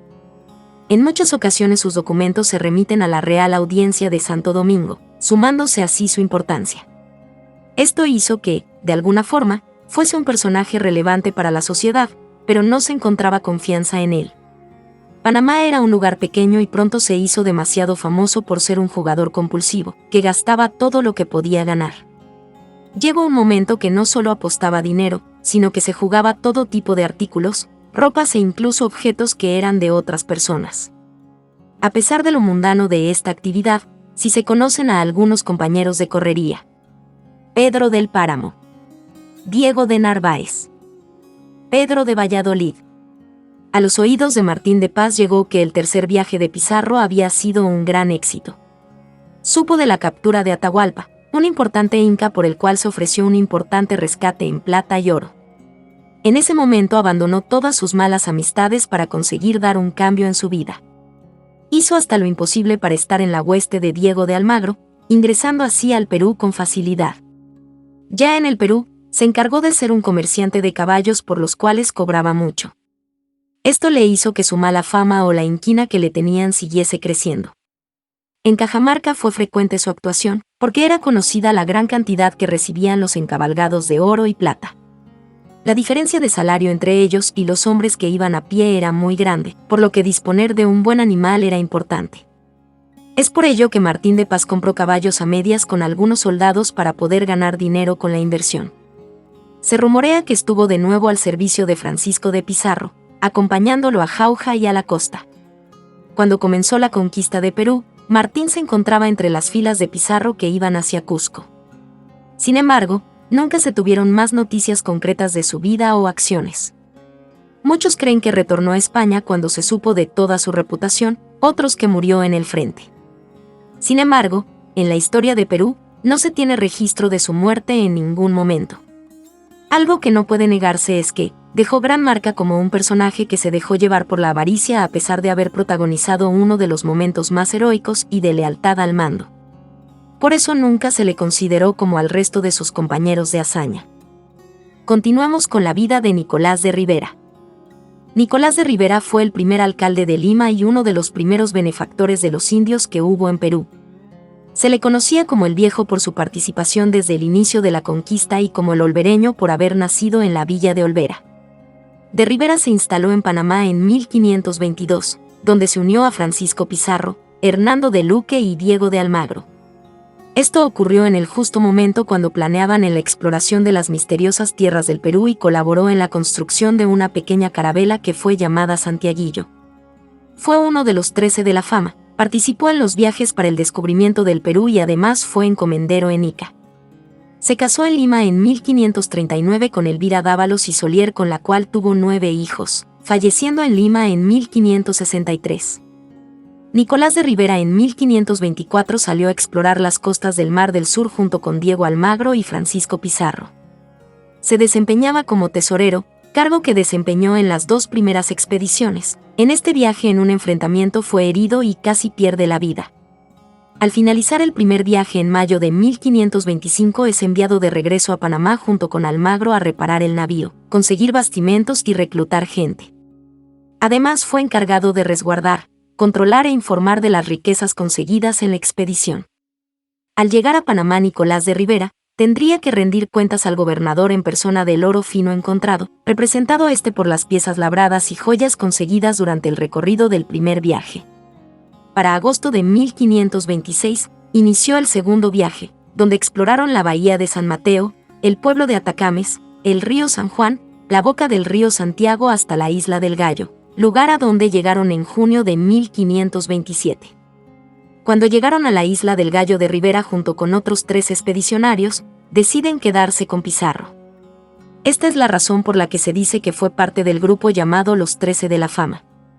De allí, pasaron a Gorgona, donde fueron recogidos por la carabela de Bartolomé Ruiz. Desde allí continuaron hacia el sur para regresar a Panamá. Cuando llegan a Panamá, Francisco Pizarro viaja a España y Nicolás de Rivera se queda. Allí es honrado con el título de Caballero de la Espuela Dorada en la capitulación de Toledo. Además, lo nombran regidor de la entonces nonata ciudad de Tumbes. Almagro, encontrándose en España, le pide a Rivera, quien tenía fama de hombre honrado e íntegro, que se trasladará a nombre de Dios, para que reclutara marinos, soldados y aparejos para sus embarcaciones. Nicolás de Rivera, para ir a nombre de Dios, cruzó el río Chagres hasta un lugar llamado Las Cruces.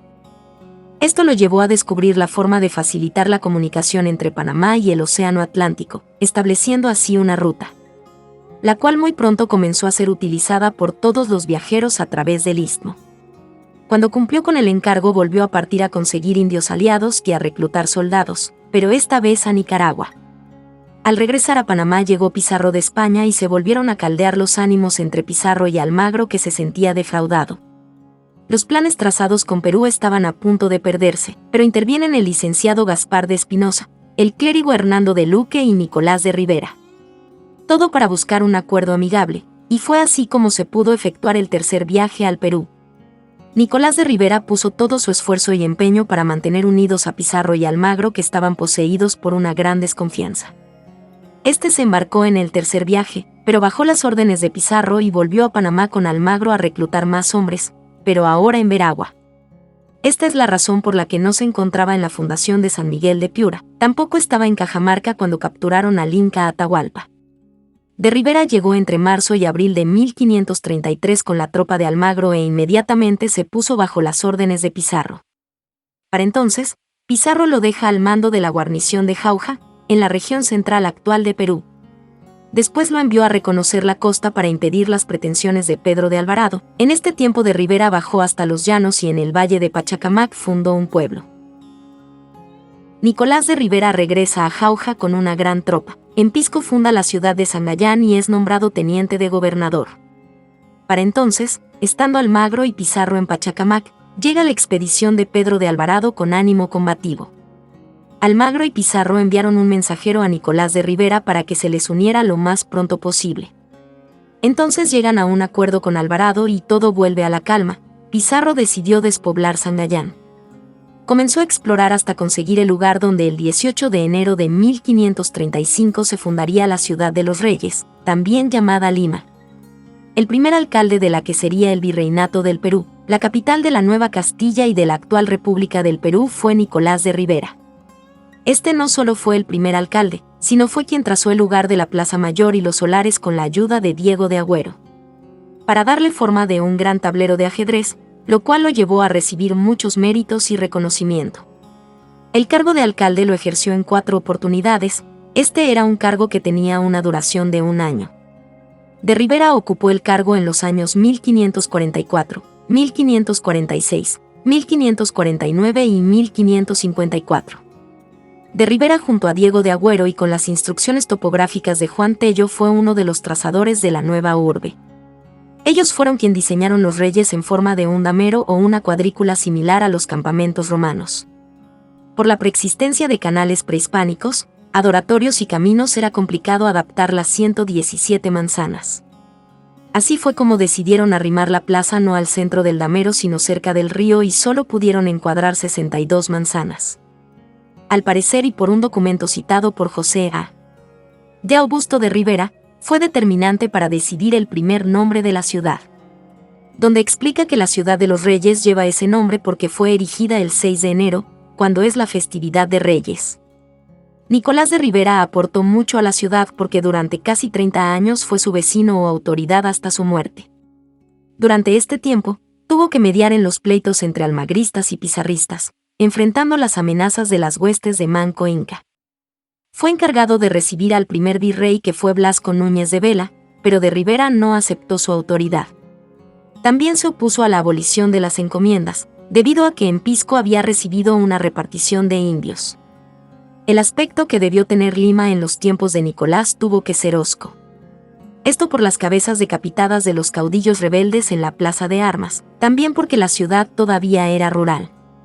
La ciudad para ese tiempo tenía senderos arbolados que llevan directo al damero, con casas bajas de adobe, ruidosas acequias, jardines y huertas floridas, por donde asomaban las bóvedas de los templos, con sus sencillos campanarios. Para la atención de los indios de su encomienda, fundó el 13 de mayo de 1556, el Hospital de Naturales de Ica. A estos les dejó una parte de sus bienes. El solar que le correspondió a de Rivera se encontraba a un lado de la plazuela de Santo Domingo. El frente de su casona daba a la calle de la Veracruz frente al convento de los frailes dominicos, que en la actualidad es la segunda cuadra del jirón Conde de Superunda. En esa casona vivieron sus descendientes, los cuales se encargaron de tallar los balcones de cajón y labrar la portada de piedra. Estos, aunque muy renovados pero conservando su esencia, todavía existen. Este hombre destinó parte de sus ingresos a diferentes actividades económicas, adquirió en Lima varias fincas, las cuales después de hacer mejoras arrendaba para con ello tener una renta complementaria a la de su encomienda del Valle de Ica. En 1543 compró en Almoneda 2 solares cercanos a los de los frailes de Santo Domingo. En 1546, se asoció con el contador Juan de Cáceres para comprar unas casas ubicadas al lado de las de su hermano Alonso Martín de Don Benito, además de una chacra. Al morir, de Rivera es sepultado en la primera catedral, que era una capilla que adquirieron él y su esposa. Cuando se construyó la nueva catedral, continuamos con la vida de Cristóbal de Peralta. Cristóbal de Peralta es conocido por ser uno de los 13 de la fama. Esto no es poca cosa, pues fue de los 13 soldados que no abandonó a Francisco de Pizarro a la Isla del Gallo en sus momentos más difíciles. Se conoce que nació en Baeza, España, pero su muerte sería en Arequipa, Perú.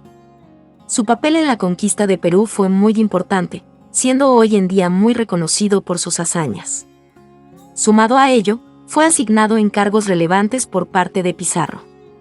Además, contó con participación notoria en muchos movimientos expedicionarios de la corona española. No se sabe con certeza la fecha en la que Cristóbal llegó a América.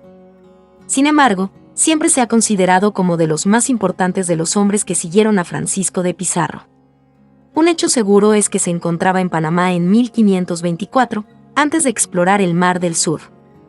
Además, tras el segundo viaje de Pizarro, fue de los españoles que fueron a Barbacoas, un pueblo muy reconocido. En dicho lugar, se subió a las copas de los árboles, pues allí los indios mantenían sus chozas con alimentos. Muchas de las acciones de Cristóbal de Peralta han marcado la historia de Perú desde sus expediciones. En el primer viaje que Pizarro al Perú, Peralta se encontraba entre sus filas de descubrimiento. También se encontraba en su segundo viaje, pero no regresó a Panamá después de estar en la Isla del Gallo. Una vez que por órdenes de Pizarro se encontraba en la Isla de Gallo, Juan Tafur fue a recogerlo. Junto a Cristóbal se encontraban otros expedicionarios, los cuales el gobernador de Panamá mandó a buscar. Esto fue dado por una carta en la que se mostraban quejas sobre la empresa descubridora en curso. Sin embargo, 13 soldados fueron incapaces de abandonar a Pizarro, estando de Peralta entre los 13 de la fama. Necesitaban un lugar mejor, entonces Pizarro fue junto a los 13 de la fama fueron a la isla de Gorgona. En este lugar Peralta, Trujillo y Paz se enfermaron de gravedad, pero al poco tiempo llegaría Bartolomé Ruiz que les daría un halo de esperanza. Bartolomé se encargó de dar rescate inmediato y permitió a aquellos que estaban sanos seguir con la exploración hacia el sur. Sin embargo, en Gorgona tuvieron que permanecer los enfermos con los indios, quienes continuaron cuidándolos hasta que Pizarro regresó. Una vez que estuvo allí, se encontró con que Gonzalo Martín de Trujillo había muerto. Por ello, solo pudo regresar con Cristóbal de Peralta y Martín de Paz a Panamá. Al darse la llegada a Panamá, Peralta declaró como testigo importante en la probanza de Pedro de Candía. Este era uno de los 13 de la fama, siendo conocido por querer reconocimientos de la corte. Luego, Peralta se encargó de dirigirse a España con Pizarro, pues la salud de este no era la mejor. En dicho viaje se dio firma a la capitulación de Toledo, siendo asignado como regidor de la futura Tumbes. Aunque la fundación no logró darse, se le asignó ser regidor de Lima para compensar la falta encontrada. Sumado a ello, se embarcó en el tercer viaje de Pizarro y formó una guarnición de retaguardia. La misma contaba con permanencia en San Miguel de Tangarara, siendo una orden estratégica de Francisco de Pizarro. Esto, lógicamente, impidió que fuese partícipe en la marcha de Cajamarca y en la captura de Atahualpa. En cuanto Francisco de Pizarro logró conformar el cabildo de la Ciudad de los Reyes, nombró a Peralta su regidor. Fue erigida en 1535, siendo también nombrada Lima y conocida luego como la capital de Perú. Fue poco tiempo el cual Cristóbal de Peralta estuvo presente en el lugar, perdiéndose luego su paradero. Se presume que luego viajó a España y, para 1542, estaba de regreso en Perú. Aunque no hay certeza de su muerte, se dice que murió ahogado en un río de gran profundidad en Arequipa. Además, como no se ha encontrado noticia alguna de su vida en los años posteriores, cree que su muerte ahogada puede ser cierta. Sin duda alguna, Cristóbal fue uno de los personajes más sobresalientes en las expediciones de Pizarro. Su protagonismo no solo fue notable al frente a los 13 de la fama, sino en otras expediciones y sucesos. La relevancia de todo esto recae en que, por ejemplo, tomase parte en la fundación de Lima que, actualmente, es muy reconocida. No obstante, otras de sus presentaciones fueron dadas en el resto de expediciones que también tuvieron un gran peso. Tanto para la historia peruana como para la hispanoamericana, Cristóbal de Peralta es un personaje de importancia que merece ser recordado. Continuamos con la vida de Domingo de Soraluce. Domingo de Soraluce fue un conocido explorador y conquistador nacido en Vergara, provincia de Guipúzcoa, España, en 1499. Sirvió de 1525 a 1529 como militar en el proceso de conquista de Perú, siendo parte de los 13 de la fama. Su papel en las expediciones de Francisco Pizarro fue de gran relevancia en la historia hispanoamericana. Su mención por los cronistas Pedro Cieza de León, Antonio de Herrera y Tordesillas y Juan Enelo u Oliva es notoria. Siempre se ha desconocido el verdadero año en que Domingo de Soraluce llegó a América. Se cree que tuvo que antes de 1524, pues para entonces ya se encontraba en Panamá, comenzando el oficio de comerciante con apoyo de Pascual de Andagoya. Se encargó de apoyar a Andagoya y acompañarlo en una expedición que fracasó para explorar el Mar del Sur. De ello resultó que, para 1526, fuese con Francisco Pizarro en su segunda expedición. El rumbo tomado fue el que ya había tomado Andagoya con anterioridad, quedando en la isla del Gallo posteriormente. Así fue como llegó a formar parte de los 13 de la fama, apoyando a Pizarro y sus ideales de expedicionarios. Cuando el grupo de hombres tomó la decisión de quedarse en la isla del Gallo, comenzaron a darse algunas complicaciones. Todas tenían que ver con el ambiente y las numerosas dificultades que iban surgiendo, la cosa solo iba de mal en peor. De esta forma fue como se dirigieron a la isla Gorgona, estando muy cerca del lugar en que estaban anteriormente. Fue en esta nueva isla cuando su suerte cambió y se dio la llegada de la nave de rescate. Era el piloto Bartolomé Ruiz que llegó justo a tiempo. Domingo de Soraluce decidió acompañar a Pizarro para continuar los descubrimientos más al sur. Lograron llegar a Tumbes y luego fueron al río Santa, lo que hizo que exploraran las costas de Perú. Durante este viaje de los 13 de la fama, También se dio la fundación de Piura y Trujillo. Todos se sintieron contentos y agradecidos con las tierras que habían descubierto y tomaron la decisión de retornar a Panamá con las riquezas que habían podido conseguir. Una vez que se encontraba en Panamá, supieron Pizarro quería ir a la España península, así que decidió que se embarcaría con él. Entre sus acompañantes estaba su viejo amigo de los 13, Pedro de Candia. A la llegada a España se dieron las capitulación de Tumbes y allí se le nombró a Soraluce como caballero de la Espuela Dorada y regidor de Tumbes, como futura ciudad. Al momento de darse el retorno a tierra firme, tuvo los permisos para llevar con él a 2 esclavos de Guinea. Esto le facilitó el establecerse en nombre de Dios, lo que fue fundamental para poder independizarse. Luego de tener una mayor estabilidad e independencia, Soraluce logró ser un comerciante reconocido, dejando atrás su faceta militar. Aunque seguía manteniendo conexión con Almagro y Pizarro, se dio cuenta que ser comerciante siempre fue su vocación. Así fue como, en el tercer viaje de Pizarro, fue el proveedor de insumos de la misma, poniendo todo de su parte para no fallar a su antiguo capitán. En una carabela llevarán alimentos y animales que facilitarán la expedición y el descubrimiento de nuevas tierras. Domingo de Soraluce tenía una embarcación propia para aquel entonces. Por tanto, además del respaldo de Andagoya, obtuvo también el del gobernador de Tierra Firme, Antonio de la Gama. Todo esto fue de gran utilidad para sus importantes proyectos en los siguientes años. Para el año 1532, Domingo de Soraluce fue nombrado regidor de Panamá, responsabilidad otorgada por sus antecedentes como militar. Luego, en 1533, se nombró como alcalde de Nombre de Dios, otro cargo muy importante para él. Se supo que Soraluce alojó a Hernando Pizarro en Nombre de Dios cuando partió de allí hacia España. Este llevaba al emperador el quinto real, el cual se obtuvo por el de rescate de Atahualpa. Dadas las amistades que tenía Domingo de Soraluce con los Pizarro, se animó a alistarse en otro viaje a Perú. Dándose los preparativos para este viaje, conoció a una mujer llamada Juana Ruiz. Esta mujer era conocida por estar casada con un hombre que se encontraba en Nicaragua, sitio donde debía ir.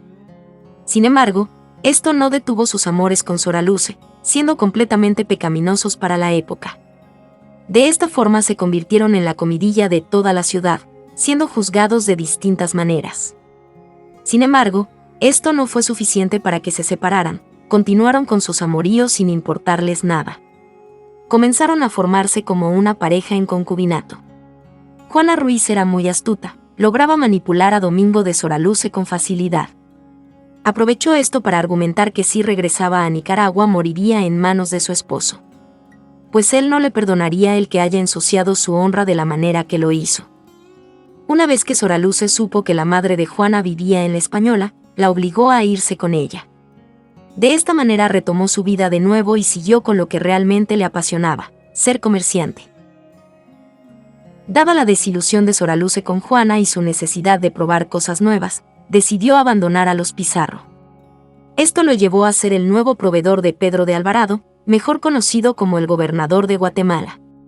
Su idea era lograr el mismo nivel de ganancias que obtuvo con los Pizarro, pero no lo pudo hacer exitosamente. Esto lo llevó a recibir grandes cantidades de dinero por parte de Pizarro y Almagro para que desistiera de Alvarado y volviera con ellos. En Panamá eran sabidos los derechos que seguía manteniendo Pizarro sobre Perú. También daban ardua condena a la ambición que mantenía Alvarado sobre lo que Soraluce producía y abastecía. De esta forma se corrió gran riesgo en el que Soraluce pudiera perder toda la mercancía que tenía a Perú como destino. Dejaron que 2 de sus navíos fueran a Perú, con Pizarro como destinatario y comprador, evitándose con ello las pérdidas. Una vez que Domingo de Soraluce logró dejar a un lado sus servicios hacia Alvarado, su vida cambió. Continuó con su tarea de comerciante en Perú en compañía de Juan Ortiz de Vergara, su sobrino. Dicho hombre era un mozo que blasonaba a Hidalgo, pero no honraba esto con los actos que realizaba. Mientras recorrían Perú, daba venta a la mercancía de Castilla, lo cual generó muchos ingresos. Se cree que tras esto, llegaron hasta la ciudad de los Reyes donde Domingo de Soraluce se encontraba enfermo. Todo comenzó a empeorar, por lo que en 1535 decidió regresar a España en la nave San Jerónimo. Antes de dar rumbo a España, Soraluce pidió pasar por Panamá al partir del puerto de Lima. Pero, a finales de 1536, Su salud empeoró de forma considerable y decidió redactar su testamento. Juan de Espinosa fue el escribano de llevar el acto en práctica, lo que le permitiría asegurar su fortuna. Todo esto quiso dejarlo a monasterios e iglesias de España, Panamá y de Nombre de Dios. Como albacea se encontraban Pascual de Andagoya y el obispo de Panamá. Domingo de Soraluce esperaba sobrevivir más, pero murió a la altura de las Islas de las Perlas. Así, su cuerpo fue enterrado en Panamá, pero no se dio lo que se esperaba de sus riquezas. Aunque existía el testamento, Vergara realizó actos deshonestos sobre los bienes de su tío. Todo fue para lograr apoderarse de ellos y no dar a los otros sus beneficios que, realmente, les correspondían. También hubo engaños por parte Pascual de Andagoya para tomar parte de lo que no le correspondía. Todo esto fue porque usó el cargo de albacea que tenía para tener control de estas riquezas. Se supo que una prima hermana de Domingo de Soraluce, llamada María de Soraluce, quiso reclamar la herencia. Sin embargo, dadas las condiciones y puntos que atacó Vergara, fue imposible hacerlo. Un punto que jugó en contra de Soraluce es que siempre tuvo confianza en las personas a su alrededor. Aunque muchas fueron buenas, como Pizarro, otras se encargaron de aprovecharse de su buena actitud. Esto ocurrió con Juana Ruiz, Alvarado, su sobrino Vergara y Andagoya. Todo esto provocó que, incluso luego de su muerte, no fuera respetada su voluntad. Las consecuencias de todo esto lo llevaron, como se cree, a que tuviese una muerte en medio de la nada. Como comerciante fue uno de los mejores y más demandados para la época, lo cual fue muy recurrente. De esta manera, la vida de Domingo de Soraluce marcó un antes y un después. La historia de Perú y Panamá no sería lo mismo sin que Soraluce protagonizase en ellas. Se encargó de apoyar a Andagoya y acompañarlo en una expedición que fracasó para explorar el Mar del Sur. De ello resultó que, para 1526, fuese con Francisco Pizarro en su segunda expedición. El rumbo tomado fue el que ya había tomado Andagoya con anterioridad, quedando en la Isla del Gallo posteriormente. Así fue como llegó a formar parte de los 13 de la Fama, apoyando a Pizarro y sus ideales de expedicionarios. Cuando el grupo de hombres tomó la decisión de quedarse en la Isla del Gallo, comenzaron a darse algunas complicaciones. Todas tenían que ver con el ambiente y las numerosas dificultades que iban surgiendo, la cosa solo iba de mal en peor. De esta forma fue como se dirigieron a la isla Gorgona, estando muy cerca del lugar en que estaban anteriormente. Fue en esta nueva isla cuando su suerte cambió y se dio la llegada de la nave de rescate. Era el piloto Bartolomé Ruiz que llegó justo a tiempo. Domingo de Soraluce decidió acompañar a Pizarro para continuar los descubrimientos más al sur. Lograron llegar a Tumbes y luego fueron al río Santa, lo que hizo que exploraran las costas de Perú. Durante este viaje de los 13 de la Fama, también se dio la fundación de Piura y Trujillo. Todos se sintieron contentos y agradecidos con las tierras que habían descubierto y tomaron la... Así concluye este breve repaso por las vidas de estos héroes caídos en el olvido. ¿Qué te parece esta gesta en general? ¿La estudiaste en la escuela? Dínoslo en los comentarios. Si te ha gustado esta historia, puedes apoyarnos con un comentario amable, una suscripción y un me gusta. Con este sencillo gesto nos ayudas a difundir la historia oculta de las Españas. Muchas gracias.